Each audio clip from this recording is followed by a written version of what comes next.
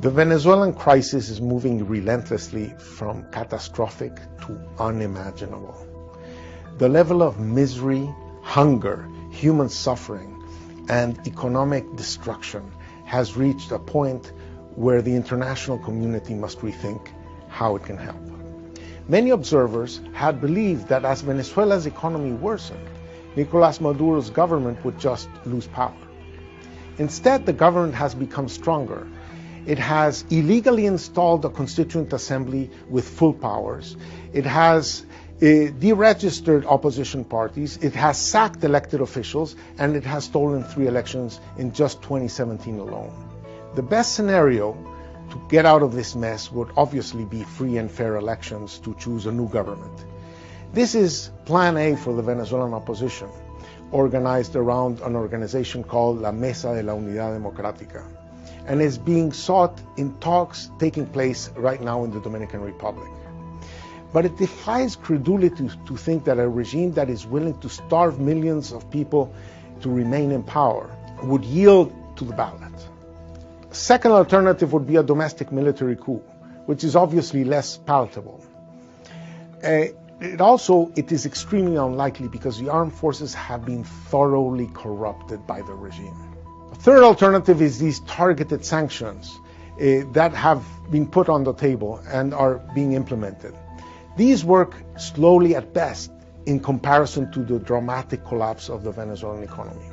And sometimes they don't work at all, as in the cases of Cuba, North Korea, Iran. So that leaves this uncomfortable theme of international military intervention.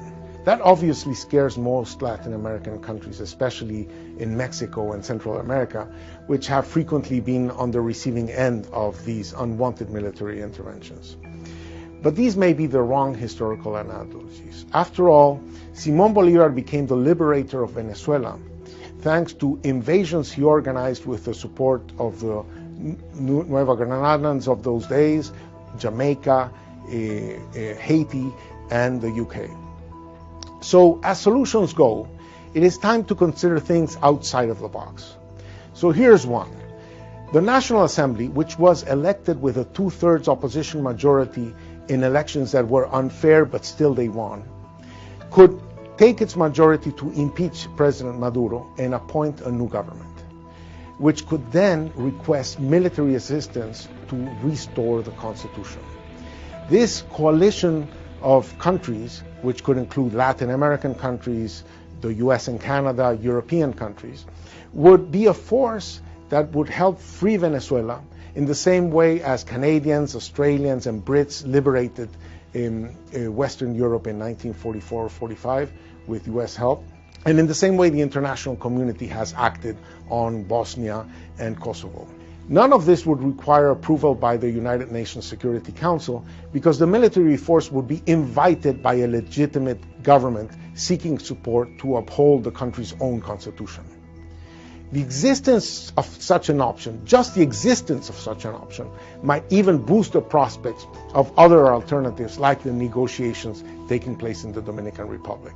It's clear that an imploding Venezuela is in nobody's interest, and conditions in that country constitute a crime against humanity that must be stopped on moral grounds.